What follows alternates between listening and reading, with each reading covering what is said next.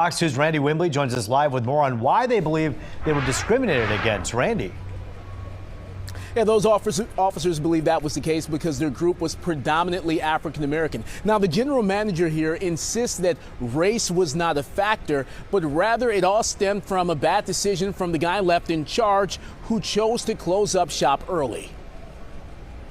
We walking out and I hear somebody at the bar saying we wasn't going to serve them, and everybody bust out laughing. Sergeant Myron Watkins says he and 10 other off-duty Detroit police officers were embarrassed and humiliated after they were denied service at Bar Louie in Novi. They went to the bar to hang out, but after waiting several minutes to be seated, a manager came out and told them the kitchen was closed. One of my coworkers asked, what time did the kitchen close? He didn't give us a direct answer. He pulled out his cell phone, looked at his cell phone and said it's 9:26 and it closes at 9:30.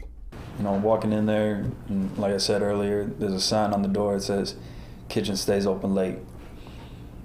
It doesn't make sense, right? Especially not when the group says there were still people inside placing orders. Two of the officers asked a stranger to go in and try to get service. But he was able to sit down, had a menu, and he asked them, what's good to eat? She responded, a burger. We didn't get that treatment. Like I told them, outside of being a Detroit police officer, I'm in the military for 15 years. And when you add up between all of us that were there, we got 40 years that we just served this country between us. And it's like we can serve our country, but we can't come in, we can't have a burger, we can't have anything to eat. So it's kind of infuriating because it's like the same people we fighting for won't even serve us for real. Officer Jonathan Gardner says it felt like Jim Crow all over again. 9 of the 11 officers are black, 1 Latino, the other white. We interviewed 7 of them Wednesday night. The other 4 did not want to show their faces on camera.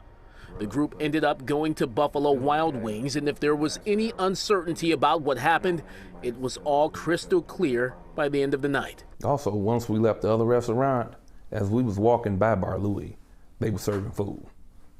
And that was around 11 o'clock at night. So their kitchen didn't close. It was just closed for us. I asked the officers to raise their hands if they believed they were discriminated against, even though the customer they asked to go inside and try to get service was black.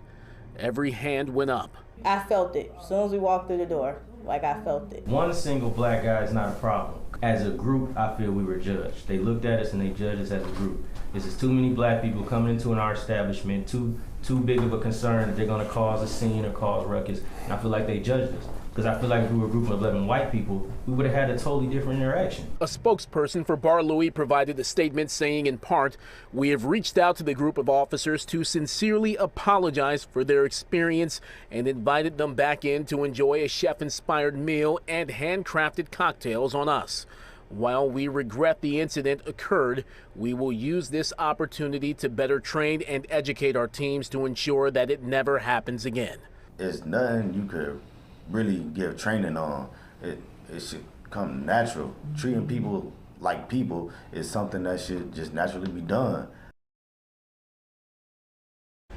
All right, guys, that group of officers now in contact with attorney Todd Perkins, who says that what happened here at the very least merits a conversation with corporate leadership. Legal action is not out of the question in this situation. In the meantime, those officers have no plans to take up Bar Louie on its offer of food and drinks on the house.